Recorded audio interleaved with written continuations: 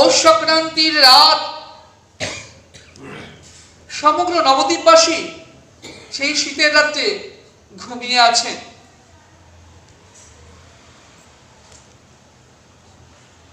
মহাপ্রভু সেই পৌষ সংক্রান্তির রাতে ছুটতে ছুটতে নবদ্বীপের ঘাটে এলেন। সেই ঘাটটার নাম হৃদয়ের ঘাট।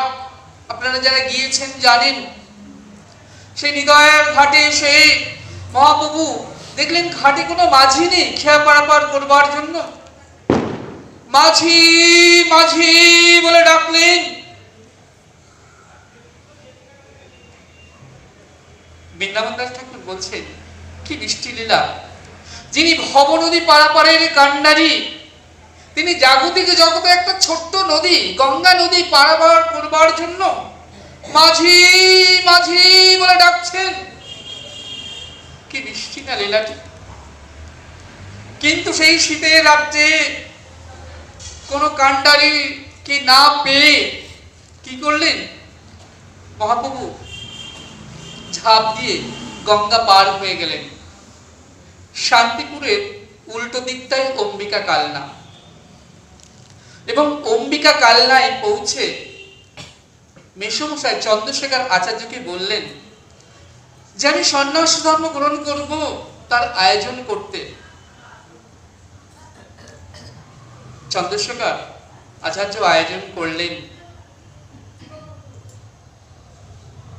মহাপ্রভুর আজানে লুম্বিত বাহু, কাঁচা গলানো সোনার মতো তার অঙ্গ কান্তি, কি অপরূপ তার রূপ মাধুর্য, কি অপূর্ব তার চাহনি, কি মধুময় তার ভাষা, কি অপূর্ব তার কুঞ্চিত চাচর কেশ। এই কুঞ্চিত চাচর কেশ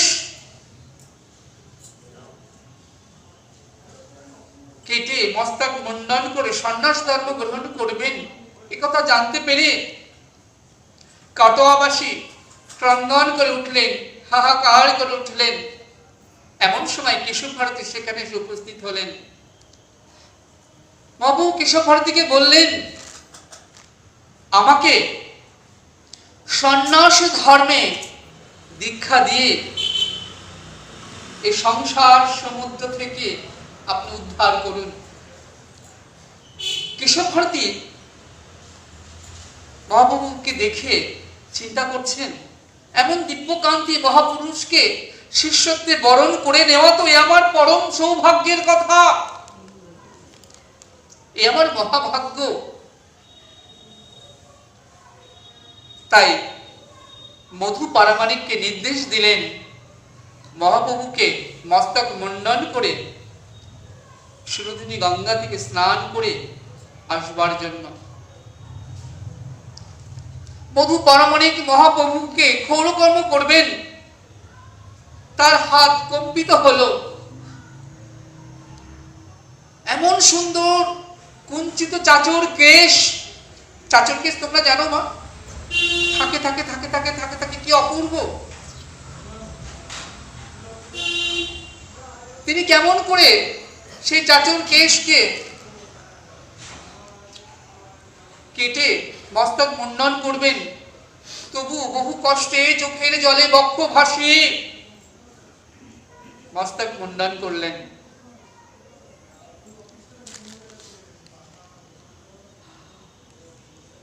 সুরধনীতে স্নান করে মহাপ্রভু যখন এলেন, কেশব ভারতী মহাপ্রভুকে দীক্ষা দেবেন। কিন্তু যিনি সাক্ষাৎ শ্রীহরি, কোন মন্ত্র তাকে দীক্ষা দেবেন? এমন সময় মহাপ্রভু বললেন, আমি গত রাত্রে এক সন্ন্যাসী মন্ত্র পেয়েছি। সেই মন্ত্র মহাপ্রভু কেশব ভারতীর কর্ণে দিলেন। কেশব ভারতী পুনরায় সেই মন্ত্র মহাপ্রভুর কর্ণে দিয়ে মহাপ্রভুকে সন্ন্যাস ধর্ম দীক্ষা দিলেন। জগতে নতুন প্রেম সূর্যের উদয় হলো।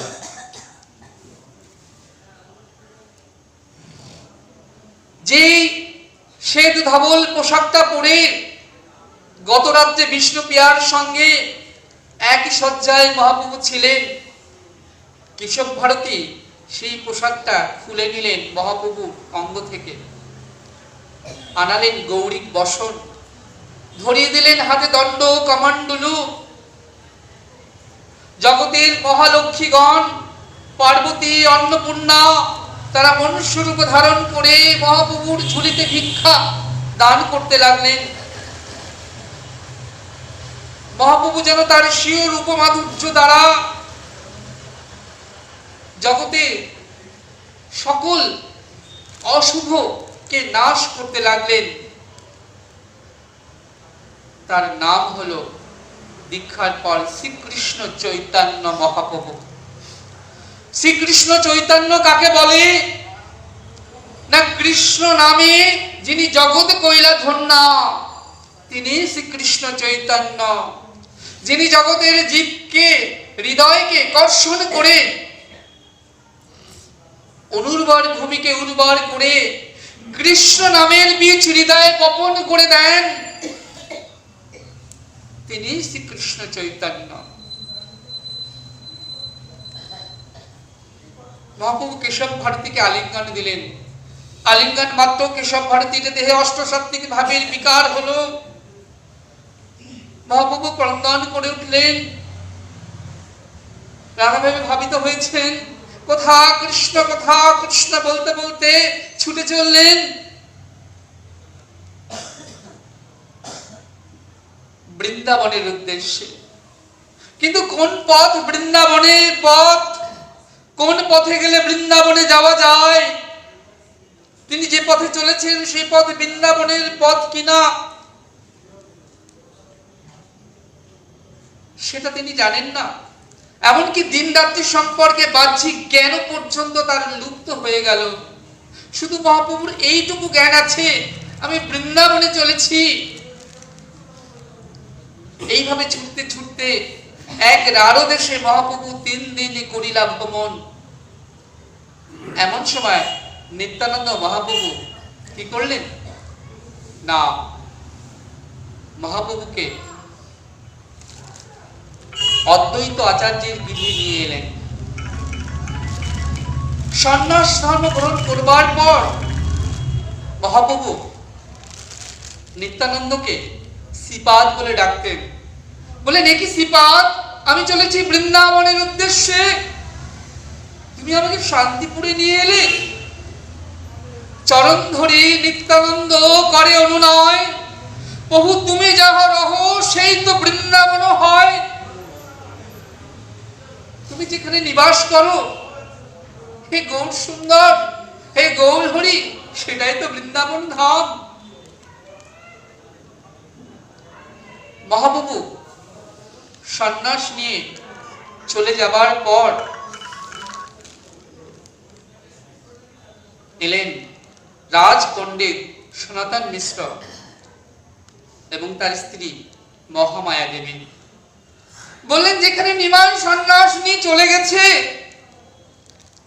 সেখানে আর তোর থেকে কি লাভ মা, তুই আমাদের সাথে গিয়ে চল। বিষ্ণুপ্রিয়া বললেন, মা গো, তুমি আমাকে অমন কথা বলো না। যার সোনার টুকরোর মতো 2টি ছেলে গৃহত্যাগ করে সন্ন্যাস নিয়ে চলে গিয়েছে, যার স্বামী ইহলোকের লীলা সম্বরণ করে অপকট হয়েছেন, সেই শাশুড়ি মাকে একলা ফেলে আমি কেমন করে যাব মা? আমাকে এত নিষ্ঠুর হতে তুমি বলো না।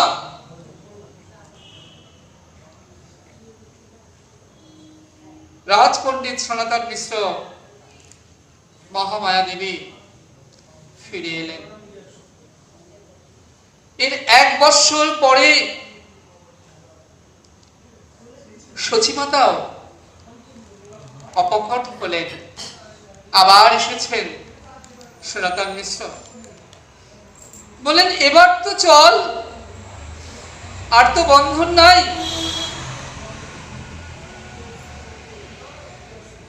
বললেন, মাগো, যেই দিন নববধূ হয়ে সংসারে এসেছিলাম, 7 পাকের বন্ধনে বেঁধেছিলাম, সেই দিন আমি ওতপ্রোতভাবে সংসারের সঙ্গে জড়িয়ে গেছিলাম।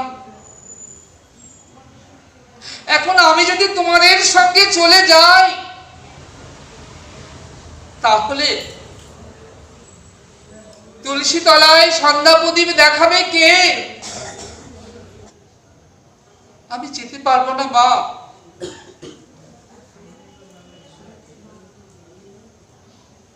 আবার ফিরিয়ে দিলেন।